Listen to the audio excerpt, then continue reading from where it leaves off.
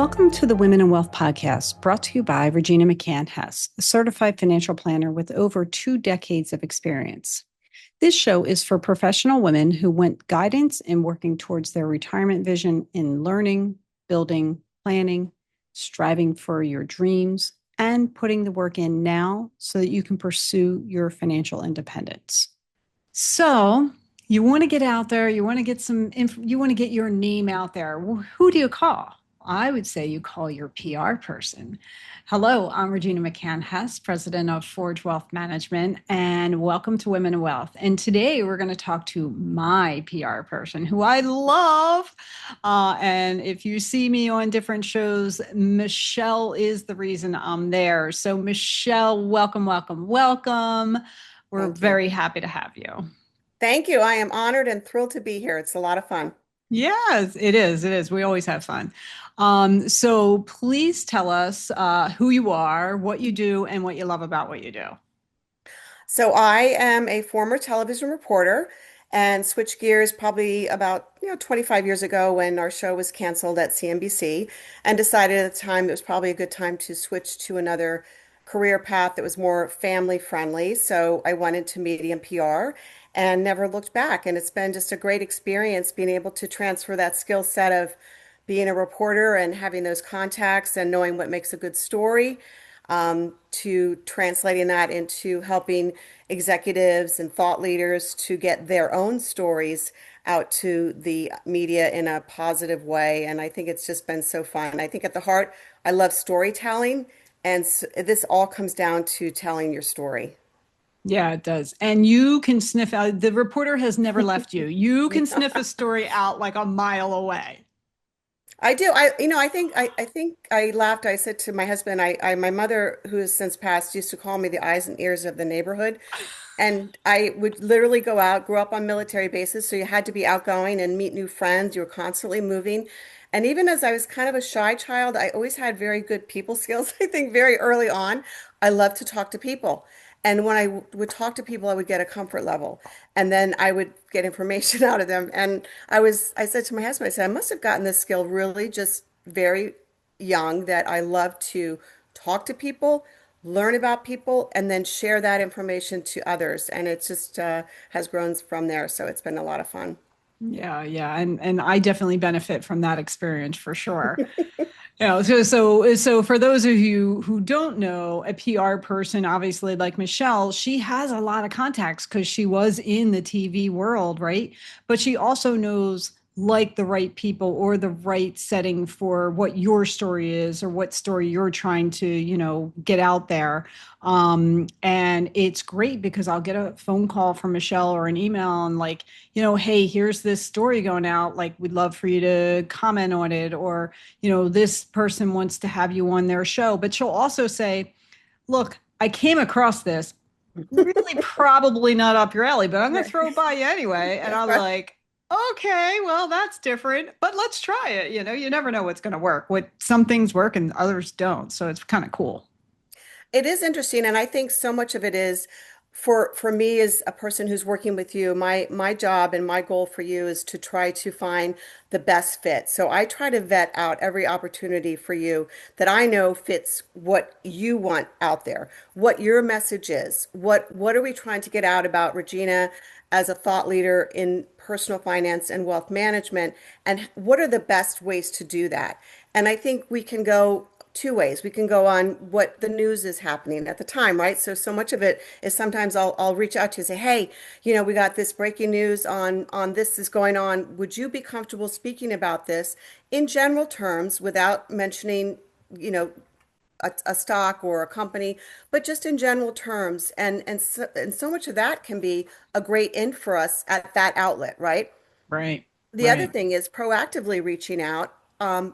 For example, with your book, when you came out with your book, one of the key things to do for a new book author, first time book author, is to get not only your name out there, your message, and then the book, right? So why would we as viewers at a TV station or listeners of a podcast or radio or even a digital platform that we're going to see across on our laptop, why would I be interested in what you have to say as an expert in this field, and why did you write this book?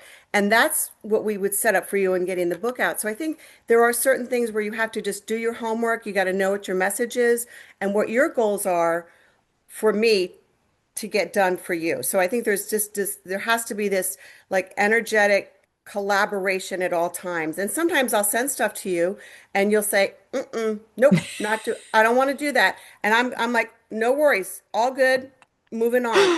Onward, Yeah. we move on to the next thing because that's where your expertise would supersede what I think what you can do and what you feel comfortable doing. So it is Yeah. always a collaborative partnership. Absolutely. It is definitely collaborative. It's a relationship, just Yeah. like, anything else. If you're developing a relationship with your clients or, other networking people, you got to build that relationship because that is part of what you're doing. And, you know me so well now and you know the type of thing I gel with, but you also challenge me, which I Yeah, love. I try. And yeah, I know, and that's okay. And that's okay. And eventually I might, falter and do something that touches on the political, but I'm like, no, no political, nothing. But there's other things that, are great topics. And then sometimes I'm like, I'm going to shy away from that. But then the challenge is there. If I say, no, I'm not really comfortable with that right now, that's totally fine too, which I love. Absolutely. And I think what's interesting is now we've been together what over 2 years. Yeah. So and it's just been you are my favorite client, of course, and I'm not just saying that today, but it's for sure I have it on true. recording. I'm a girl fan. And but I am out there and what I'm finding now is that a lot of these places, Forbes, Kiplinger's, AARP, they're reaching out to me Hmm. directly. Hey, Michelle, is Regina available to speak about this? And that I just got goosebumps because I was like, this is it. This is that moment where I was like, wow, these 2 years of pounding on this laptop and getting these connections and creating your brand and supporting your brand with messaging and getting you out there on appropriate news topics that you can lend advice and comments to. Our repeat gig on CBS 3 Philly, which has been monumental in just increasing your brand awareness and you as a thought leader in this geographic area. It's just amazing how quickly it's like wildfire because once you get out there and you become a trusted source and you become a trusted source because you know your stuff, you show up on time, right? We under my thing is, under promise and over deliver. And that's what I always try to do with you and every client is that I'm going to do the best I can and I know you do the best you can. And then at that point we have to let it go into the media universe. But Right. that's where the Right. magic happens. Yeah. And Yeah. when I start getting these emails asking me for you, then I know what we're doing is right. And we've hit like a magical moment in this whole this whole thing where we've had this journey of just getting it out there. Because it does take some time with Yeah. earned media, which is Hmm. a lot of people are not aware of. There's a difference between earned media and paid media. Yeah. There's a lot of paid media out there, which means they want But upfront money from you or me or you and I together to pay to have you on their TV show or their radio show, or particularly I've seen this a lot now with podcasts because that's hmm. their way to generate revenue. Right. And Right. while I respect that and I understand they're trying to make a living just like all of us are, for me, I think what we do works best with earned media because it's a trusted source. We're not looking to be paid. We're not looking to pay, and we don't Correct. need to because No, what your no. message is what people want. Yeah, and you know what's funny? I didn't know that they're actually reaching out to you now, which is like, yes, that's It's awesome. crazy. And I mean, But I just like AARP, she constantly is coming to me, Kiplinger's, Forbes, the Wall Street Journal buy side. They oh come a lot. yeah, These are all really great, like legacy, top tier media outlets that are sometimes they're really tough. yeah. And oftentimes they do have the same reporters or writers, which is very helpful. But a lot of these folks, as you know, the journalism field has been decimated. So sometimes we might work with one journalist for, say, Wall Street Journal or Bloomberg or whatever it may be, and then that person now is writing something for this other one that we've never worked with before. So Hmm. it's kind of a whole journey with adjusting to the marketplace that the journalists are in now, which is, growing and kind of crazy, but we just kind of have to just buckle up and go for the ride and see how we go with that. But it's been great so far, and I think we're getting to where we are at that point where they're now calling me and emailing me, which is great. So, Amazing. Because yeah, when the book came out, financial, like the TV outlets didn't want the financial, they didn't care no, about the financial stuff at all. I was like, oh, bad timing on my part. That stunk. Because, I had envisioned, I'll get on this show and that show. And I did get on some of those shows. But it was a lot harder. But we had to work at it to get into these stations that we did and the media outlets and the AARPs and all them, but we consistently were like yes, yes, that's and right. you were like 100% on it, and I was like, okay, I can do that. So I'm glad that and that's the thing I think people need to know. It's not overnight success. It took us 2 years Yes. of hard work on both Yeah. your part and my part Yes. to get those types of phone calls, to get that text on a Friday morning. Hey, can you hop on a Zoom Right. with, Right. with And that's CBS breaking 3? news, right? Yeah, And by the breaking way, you're also news. running a company Yeah, also. So yeah, it's not like this is your only job. And so I have to be mindful of that all the time that I am working with a CEO, a wife, a mom who's got a lot of plates juggling in the air at any given time. So I try to be conservative and courteous and understanding of all that. But as we all know, and now I think you're well versed on how the media world works just after doing this for 2 years, sometimes we got to fly by the seat of our pants. And we do, and you respond and you did it great. And by doing that though, and this is what I always say to you, sometimes I put in my emails, well, we're creating a good relationship here. This would be a good end for us. And that's always yeah. my thing to you, like, please say yes, because I I think know. if we can get this, then we got our foot in the door, right? Yeah, We've established a positive relationship, and you can become that go-to person. And my job ultimately is that we do get these calls, and you become the go-to thought leader, not just in the Philadelphia region, but we can grow it to a personal finance expert nationwide, which is what we've done with a lot of these digital platforms, which right. which have unbelievable reach. Yeah. And that's where that comes in with just keeping the messaging consistent, that you have this knowledge, especially and also I think the niche specialization of having knowledge of women's financial education has also been a very, very important part of this picture, especially for me, because when I can market you and set you apart from a bunch of, and not anything against men, but a bunch of men that are out there doing the same thing, this is newsworthy because this is what women want to hear. We know that they're out there. We know that they're working. They want to be able to make these decisions, and they want this information. And Yeah.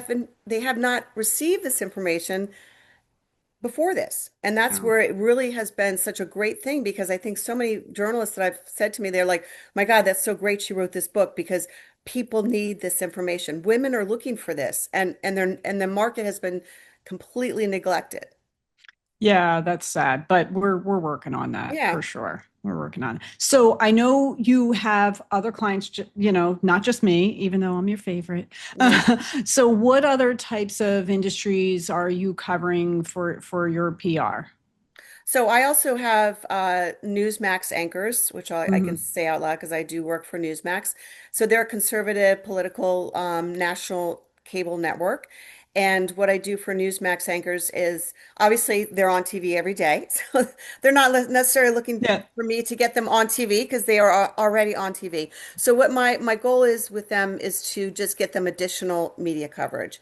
Sometimes out of the box, like it would be, what are their hobbies? What are their backgrounds? Why, a couple of them do interesting things on the side, like their religious volunteer charitable things. So there's all sorts of things we can do. One of the anchors is very into personal fitness. She just turned 50, and we've been able to get her tons of stuff on women over 50 fitness. And she's a high profile anchor, single mom, and how she fits all this into her lifestyle. So just like different ways we can create storylines, newsworthy storylines around who they are and what they do. So it's a little bit of the same of what I do for you, but since they're already on TV, I got to Yeah. kind of be a little creative and think outside the box.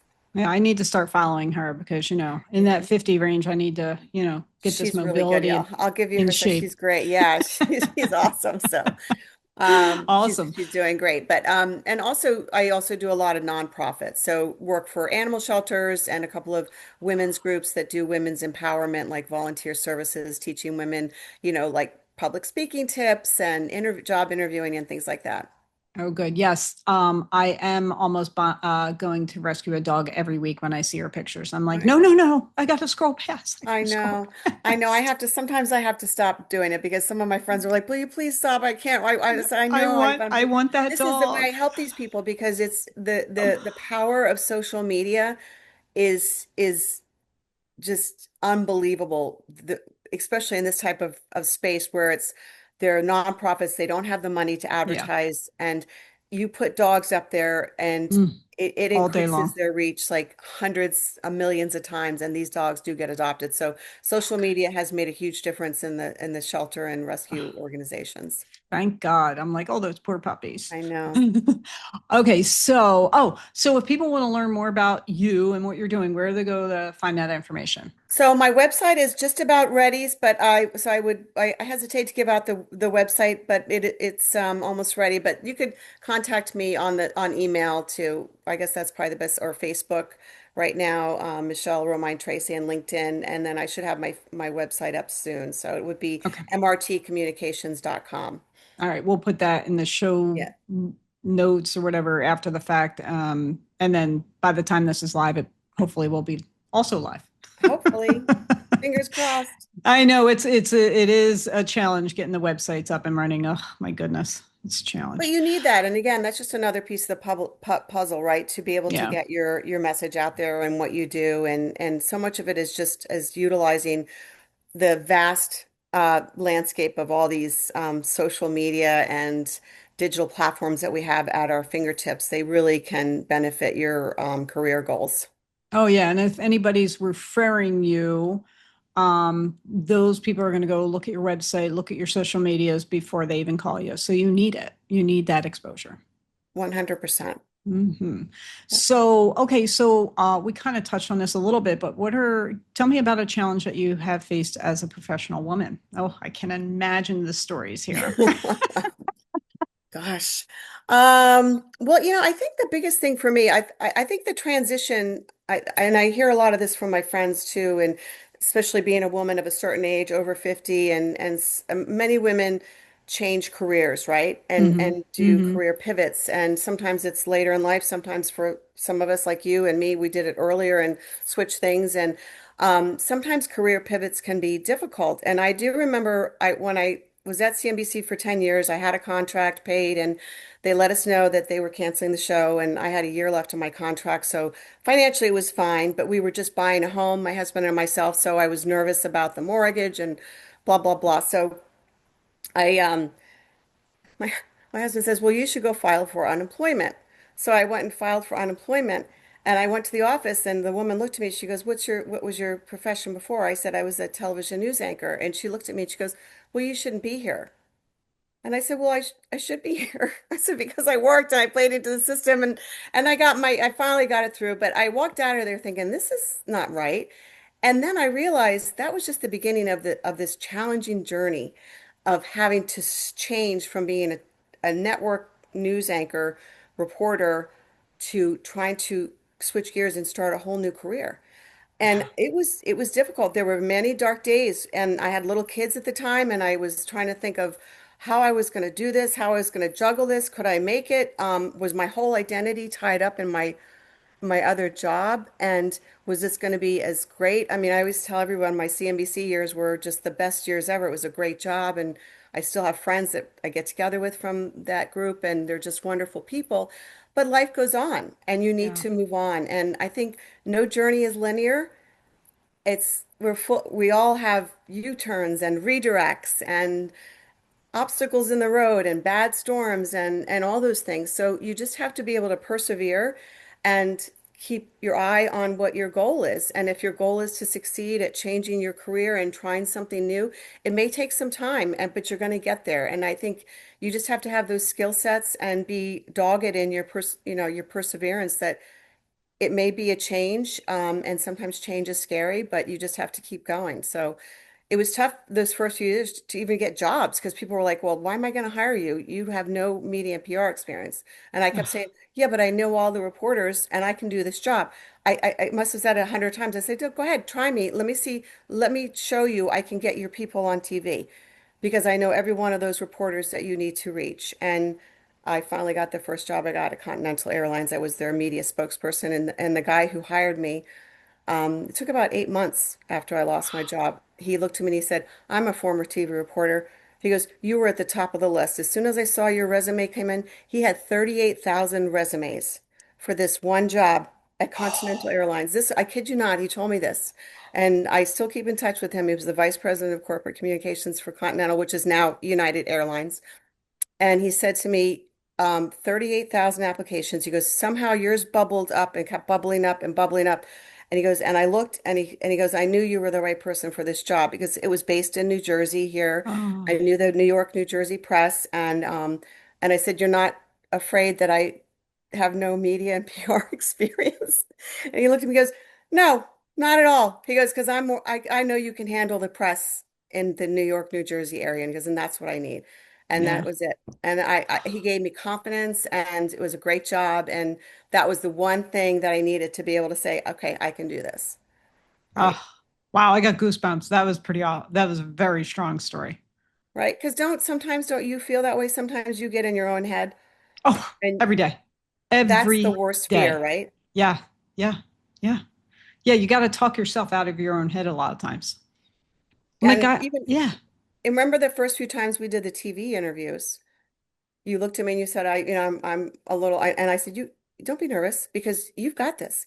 Yeah. You've got the information. All the TV stuff we're going to learn and you're going to get a comfort level with and the cameras and this and the timing and going live and you flub up. That's okay, right? Yeah. And I You have. got this. And But I have it's been too, fine. many times. And that's okay. I'm sure I'm Yeah. on the blooper reel at CNBC that they circulate every year at Christmas time Yeah. showing the idiotic moves on air that you make from this. I'm like, And when I have, it's when I'm in my head, don't flub, don't flub. That's right, when I flub. And that's right. like, shush it, shush it. Shush, yeah, zip it, zip it. And I tell people a lot too is there's always, and as I get older, again, I'm a talker. I was laughing too that I saw one of my middle school report cards that said, Michelle's a great student. She's very friendly. She gets her job done, but she talks way too much with everybody in the classroom. And I remember thinking, yes, yes, that's it. That was me. I said I was interviewing the classroom, finding out the information. I'm working the room. Oh, that is I get in the end, awesome. and that was it. So I think when you know something in your head, you just have to get out of your own way, right? Mm-hmm. And Yep, you do. follow your heart, and you got this. And instead of saying I'm going to flub, I got Yeah, this. I got this. I It's got going to be this. okay. So what's next? What's your vision of retirement? Again, we're getting in the time machine here, but Yeah. what's your vision of retirement? Well, I laugh that now I started my own company, working on my own as a PR media person, 2 years ago when I started working with you. So I kind of was late to the game. And one of my friends said, you're not late to the game. You're just changing. You've Yeah, evolved. You yeah. continually evolve. And now you're doing something else. So I would love to continue doing this. I love what I do with you. I love getting people any type of press. I also love to write. I think I would continue to do my own writing, and which is really where a lot of my passion is. I love doing stories and just storytelling. So I think that's probably going to be something there. And I just took up golf lessons. So when I do have some free time, hopefully I'll be able to play a little golf, and we'll see. Oh, that's amazing. It's all good stuff. And you'll get to enjoy your pool. Yes, hopefully. And hopefully, grandchildren's down the road and that Down the kind of road. stuff, right? Now that we have kids in the young adult age. Yeah. Oh, that's exciting. That's exciting. Well, thank you so much for joining me. As always, we have a good time together. We So do. I Thank appreciate you. you. All You right. too. Thanks. Thank you. Okay. And hey, I think our call to action today is, your story evolves. I heard that Yep. as one of the things that you said, and I think you have to let yourself evolve. So that's our call to action today. I like that. I like that. Yeah, I agree. I agree. And Yeah. follow your journey because it's not linear. Oh, it is not. It is not. Yeah. No. And And trust, you don't trust. want it to be linear. That's boring. I agree. Yeah. I agree. Yeah. And enjoy it, right? Enjoy every Mm-hmm. moment. I think now that we're older, so many things that I used to worry about, they're not important. No, no, they're Worry not. about what's really important and let everything else go. Yep, exactly. Exactly. All right. Well, we Take are going to care. wrap it up here. Thank you very much. Again, I'm Regina McCann Hess, president of Forge Wealth Management. My website is forgewealth.com. You can follow me on Facebook, Instagram, and YouTube at Forge Wealth, and LinkedIn, Regina McCann Hess. Go make it a great day. Thank you for joining me for this episode of the Women in Wealth podcast. You can watch the founders video I created for you to learn more about me and how I can guide you towards your financial independence at www.forgewealth.com. The information in this podcast is educational and general in nature and does not take into consideration the listener's personal circumstances. Therefore, it is not intended to be a substitute for specific, individualized financial, legal, or tax advice. To determine which strategies or investments may be suitable for you, consult the appropriate qualified professional prior to making a final decision. Securities are offered through LPL Financial, member FINRA, and SIPC. Investment advice offered through Private Advisor Group, a registered investment advisor. Private Advisor Group and Forge Wealth Management are separate entities from the LPL Financial. Our show guests and their companies are not affiliated with nor endorsed by LPL Financial, Private Advisor Group, or Forge Wealth Management.